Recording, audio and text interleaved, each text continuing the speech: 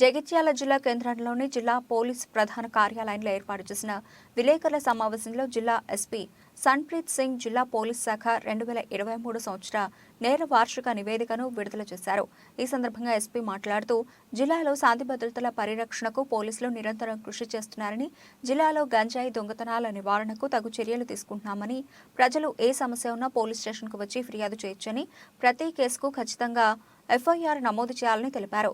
Cyber నేరాలపై 903 toll free నెంబర్కి ముందుగా complaint ఇవ్వాలని, తద్వారా సైబర్ నేరగాళ్లకు మన నగదు ట్రాన్స్ఫర్ అవ్వకుండా హోల్డ్లో పెట్టగలుగుతామని సూచించారు. ఈ సమావేశంలో ఏఆర్, ఏఎస్పీ, డీఎస్పీలు, సిఐలు, ఏఆర్ఎస్ఐలు పాల్గొన్నారు.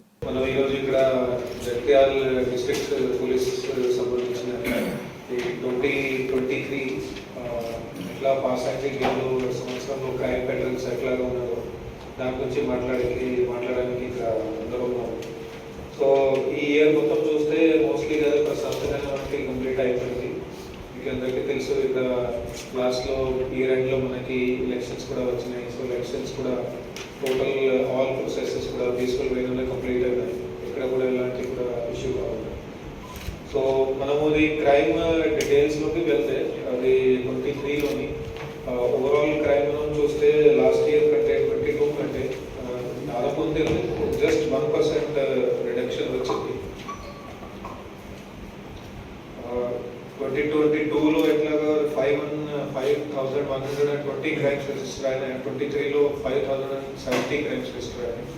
స్మాల్ రిడక్షన్ ఉంది. ఇలాగ ప్రాపర్టీ అఫెన్సెస్లో పెద్ద రిడక్షన్ వచ్చింది. 354 22లో ఉండే, దానికి కంపేర్ చేస్తే 23లో 325 రికార్డ్ అయింది. సో ప్రాపర్టీ క్రైమ్స్లో డిటెక్షన్ పర్సెంటేజ్ మేము అంటాము, అంటే ఎన్ని కేసెస్ డిటెక్ట్ చేయడం జరిగింది అది దాదాపు అంతేనే ఉంది. కానీ ప్రాపర్టీ లాస్ట్ కొంచెం ఎక్కువ అయింది. అయితే ఒక్కొక్క కేసులో ప్రాపర్టీ పోవడం అది కొంచెం ఎక్కువ ఉండడం వల్ల. సో ప్రాపర్టీ రికవరీ పర్సెంటేజ్ కూడా దాదాపు అంతనే ఉంది. దాంట్లో కూడా ఎంత పెద్ద చేంజెస్ లేవు. కానీ